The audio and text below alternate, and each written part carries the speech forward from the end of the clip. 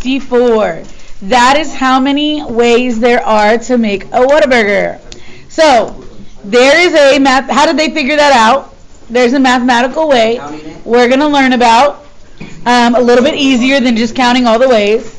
I'm pretty sure we would at least get 20 different ways in this room of how you eat your Whataburger, if you eat that. Me personally, I like to order mine plain and dry. Just meat and cheese with the bun. All right. My husband, he likes mayo, no mustard, add jalapenos, toast the buns, no onions, add extra pickles. He does all kinds of crazy things. So we're going to start off easy. I need you to look up at my board, please. How many ways can you flip two coins? What are the outcomes that you could get? 2 is wrong. That's if you flip one coin. What if you flip 2 coins? How are you getting 4? Two is wrong. You could flip a heads and then what? A tails. Or you could flip a heads and then a heads. That's 2 different options, right? And then, or what could you flip first? A tails and a heads, or a tails and a tails. There are 4 different outcomes. Why? The first coin has how many outcomes? 2. The second coin has how many outcomes? And what do we do to those 2? Multiply them. Alright? What if I was rolling a dice and flipping a coin? How many different outcomes could you have? I could roll a 1 and flip a heads. Or I could roll a 18. No, 1 dice. One dice? Roll a 6 and flip a tails, heads, a bunch of them. How many different options are there? 12. Why 12? Because how many options are on a dice? 6. How many options are on a coin? And what do I do to those 2 numbers? Multiply them and I get 12. Well, this looks like a menu from a pool. I don't know where we pulled it from. But what if I wanted to know how many different ways you can make a meal? Like I would probably eat pizza, fruit, and iced tea. But could I also get pizza, coleslaw, and milk? Be disgusting, but sure. Could I get pizza, salad, and tea? There's a bunch of different ways. Can I figure out how many? How? No equations. Just multiply. How many options are there for an entree? 3. How many options are there for a side dish? And how many options are there for drinks? And what am I going to do to these numbers? 36. Multiply. What is 3 times 3? 9. Times 4? 36. There are 36 different ways you can order from this menu. This is called the fundamental counting principle. Can everybody please get your paper and right here under fundamental counting principle, we are going to write that it determines the number of outcomes involving multiple events. Oh, I spelled that wrong. Determines the number of outcomes with multiple events.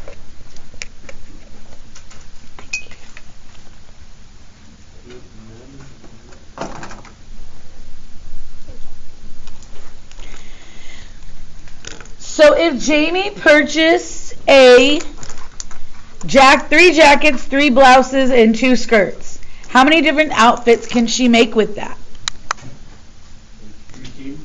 What am I going to do? 3 times 3 is 9. Times 2 is, she can make 18 different outfits. And that is how you do fundamental counting principle. Just multiply the options together. Now, an internet code consists of 1 digit following by 1 letter. Oh, Caitlin, you need to go to the auditorium. Yeah. So 1 digit, you can take your things, followed by 1 letter. And it says it's going to exclude the number 0 and the letter O. How many codes are possible? Well, how many one-digit numbers are there? 1, 2, 3, 4, 5, 6, 7, 8. There are 9 one-digit numbers. If we included 0, there would be 10, but they said to exclude it. Don't include it. How many letters are there in the alphabet? 35, 600. Right, so there are 26 letters in the alphabet. However, it said to exclude O. So how many am I going to choose from? And what am I going to do with these two numbers? Multiply them. What is 9 times 25? 9 times 25 is... So there are 225 possible codes. Now, is that a lot of options for you? Now, if you were a hacker, could you sit there and try 225 codes in a day and easily hack into somebody's stuff? Yeah. Sure. Let's talk about your phones. My phone, nope, let me not open it with my face. 9 numbers. 9, 10. My phone has a passcode. I use 4 numbers. 10. How many options are there for each digit? There are 10. I'm not telling you my password. So, let's see on my iPhone, let's calculate how many possible codes could there be. The first digit has how many options? 10. What's the second digit have? 10. What's the third digit have? 10. And what's the fourth digit have? I can do that. There are only 10,000 options for my phone right now. Could you do that in a day? Yeah. I think so. Okay. How many of you have 6 digits instead of just 4?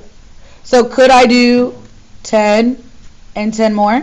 That's a little bit more, right? But is that still a lot? A million in a weekend? Could I go through a million in a weekend? Yeah. Maybe.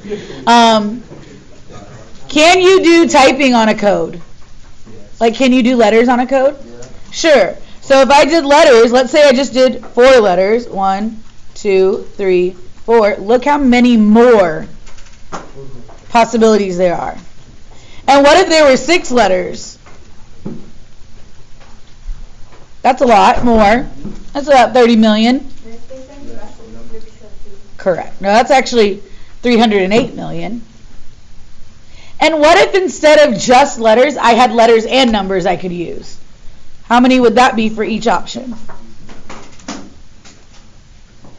Look at how that changes the number of possibilities there are. Isn't that a pretty big number? Hopefully in chemistry you learned that times 10, you just move the decimal over, or 10 times 10 to the 9th. That's how many times you move the decimal over. Did y'all learn that in chemistry? You should have learned that in chemistry. Alright, so what that's saying right there is that's a really big number. So do you see how the options that you have changes the possibility, the probability of getting that code? That number too big. Alright, that number is too big. Make your own adventure. Story tells you choose 6 starting points, give 4 plot choices, and then 5 endings. How many possible adventures could you do? 6 times 4 times 5. What is 6 times 4 times 5? Let's see if he's right. No, he is not. He is right. It is 120 possible adventures.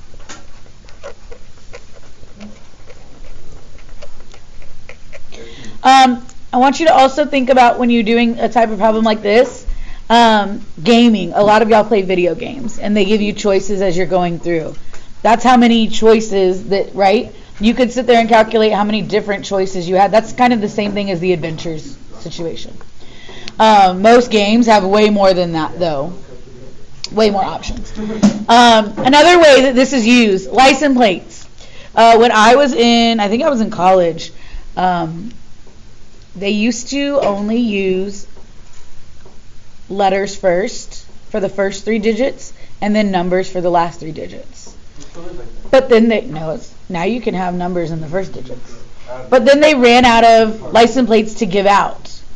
So at one point they added another number, or they added it was 3 and 4, but then that didn't fit and it wasn't big enough. So then I think they changed it and they're like, hey, let's move the numbers. You can do numbers and letters in any spot. So those are just some different ways that they've used fundamental counting principle outside of this classroom. How many possible license It goes kind of along with the code, right? It'll be 36. It would be 36 times 30, no. 36 times 36, why do I keep doing that? Times 36, that's the first 3. And then 36 times 36 times 36. There's 4. There's only 4, what do you mean 4? It was 3 and 4. Oh, times again? Bam. Now what's that number, like actual number? You would move the decimal over 10 times, so 3, 3, 3. It's in the trillions. In the billions. Billions, it's in billions. Yeah, that's billions. Alright, next. Look up, please. How many different ways are there to order 7 different colored cups? So I'm going to do 1, 2, 3, 4, 5, 6, 7 blanks. How many different options do you have on the first blank? 7. You have 7 different colors you could choose from. 6. I put a thing down. Then how many colors do I have to choose from? 6. Then, 5. then, 4, 3, 2, 1. this right here we call a factorial. A factorial is the product of listing of descending numbers to 1. Please write that down on your paper. A factorial is the product of listing descending numbers to 1. And we represent that in math with an exclamation point. An exclamation. Thank you. I knew I said it wrong, but I was really confused. Exclamation point. So 7 factorial, 7 with a little exclamation point, is 7 times 6 times 5 times 4 times 3 times 2 times 1. Please write that down. 7 times 6 times 5 times 4 times 3 times 2 times 1. That answer is 5,040. Now, what if I asked you to do 100 factorial? Are you going to want to sit there and do 100 times 99 times 98 times 97? Absolutely not. So, fun fact, you can just put an exclamation point in Desmos and it'll do it for you. It's not cheating. It's math. So, the exclamation point is an operation. It is taking whatever number you do and it is multiplying all the numbers below it together. So if I try to do 100 factorial, watch. Couldn't even tell you what that is because it's so big. Okay? Alright. Now, what is 6 factorial? 720. Do y'all agree it's 6 times 5 times 4 times 3 times 2 times 1? But it is 720. That's what's 24. 4 times 3 times 2 times 1, it is 24. You're going to use this word factorial. Guys, you should be writing this down, looking up. Anytime you see the word arrange. Shh, boys. How many ways can I arrange the word Italy? 5. 5 letters in Italy, so I want 5 factorial. What is 5 times 4 times 3 times 2 times 1? And if you don't want to do the math, what can you do? Put a 5 there. What do I get? There are 120 ways to arrange ITALY. Yeah. What? I'm not naming all the ways. Christy has to make up work for English, math, and science. How many orders are possible for her to complete the 3 assignments? 9. Nope.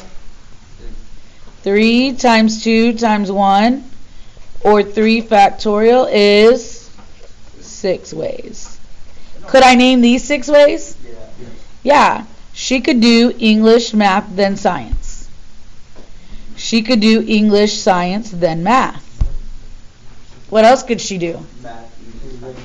math, English, science, math, science, English, or she could start off with science, then do English and math, or science, math, and English. Do you agree I'm arranging the ways that I'm doing this? Yeah. Okay. The last two things I need you to know.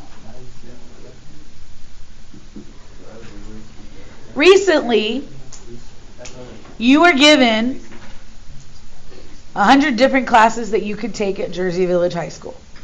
How many? 100 different classes you could take here. That's it? How many do you have to choose for next year? 7.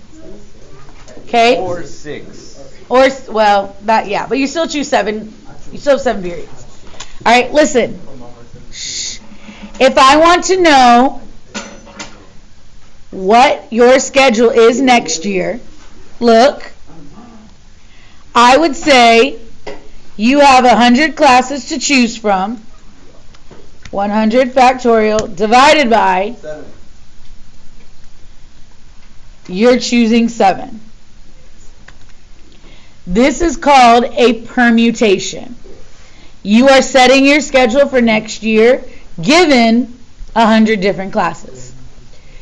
There isn't, let's shorten this to make it not so huge. Let's say you had 10 different classes to choose from. Let's make this a little easier. If you had 10 different classes to choose from, and I want to know what your schedule is going to be like, there are 604,800 different schedules that would come out of the computer. But they could also be arranged. What?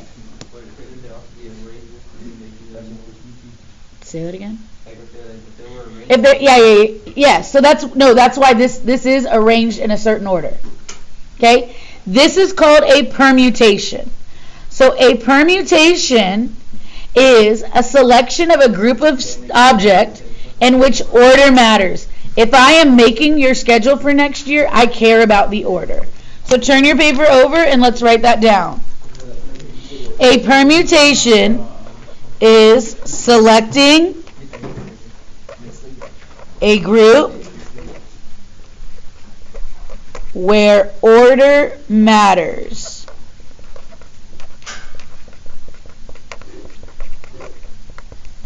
Order matters. I want to know what your schedule is next year. Does the order matter in a schedule? No. Yes. I want to know who's the president and vice president. Order matters then. I want to know who won first, second, and third place at the track meet. Order matters. That is called a permutation. Now, everybody look up, please. Desmos, y'all look up. Desmos is really cool because Desmos has a function at the very bottom. Remember we did the nth root? Yeah. Right next to it, it has NPR. Oh, let me erase that real quick because that's not helpful. Right here. Right next to it, it has NPR. And this is saying, hey, a permutation, how many options are there? There are 10 options. How many do you want to order? 7. And it does it for you, so you don't have to memorize all that. So, I need you to know the bigger number comes first, and then the 7 is what you want to order. So, let's look at our paper now. What is 7 permutation 3? 7 choose 3. So, I'm going to go to Desmos, go all the way to the bottom, do 7, 3, and what's my answer? So, if I have 7 options, and I want to choose 3 in a specific order, there are 210 ways to do that.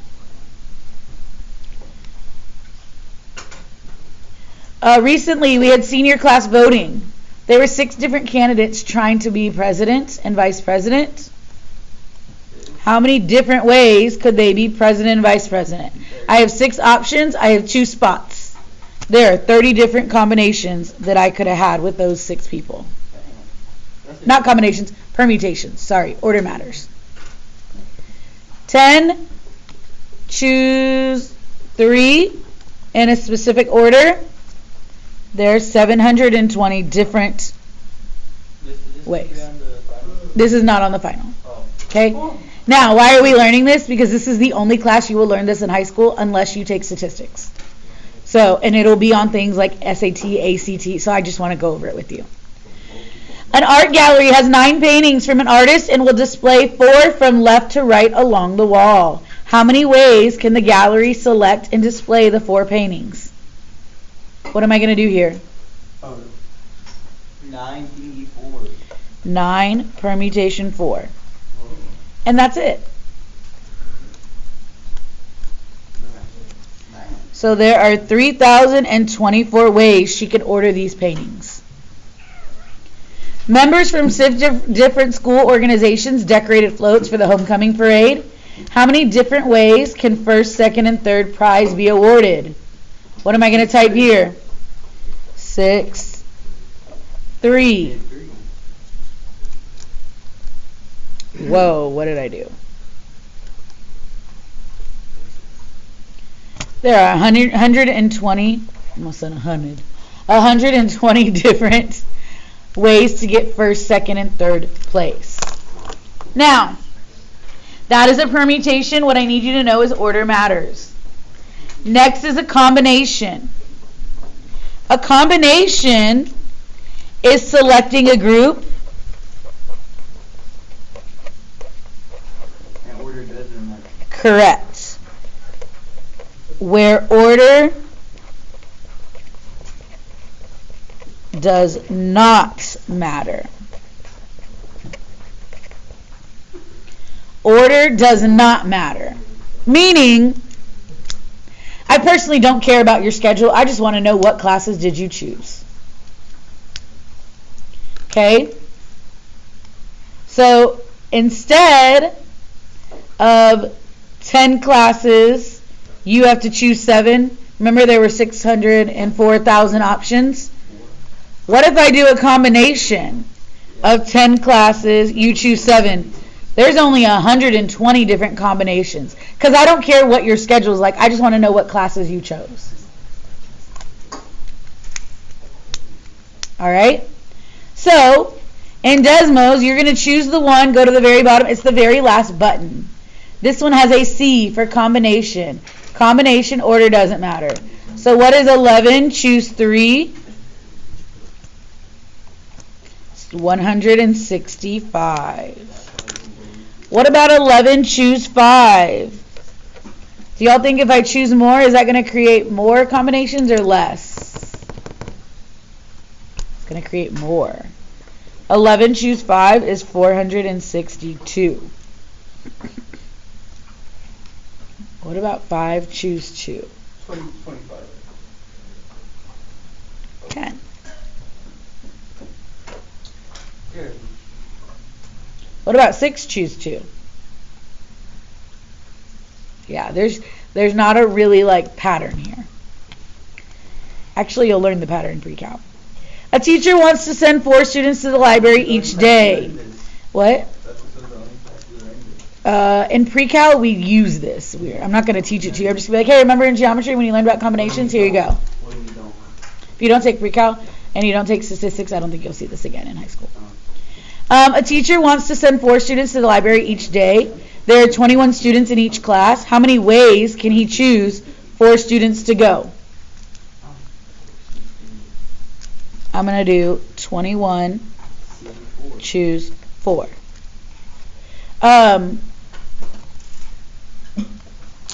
Batting lineup. How many combinations can you choose to order your guys? Something like that. Alright, there are, whoa, this is wrong. Why is this wrong? I did P. What do I need? C. Can I just do that? There we go. 5,985 different ways to send 4 students to the library. Patrick, that's my husband. He reads 10 short stories for his English class, and he needs to write an essay describing 4 of the stories. How many ways can he choose 4 stories to write about? What am I going to write? 10, choose 4. What is 10, 4? 210 ways. Biggest thing I need you to take away from combination, order does not matter. Permutation, order matters. Okay? Keep it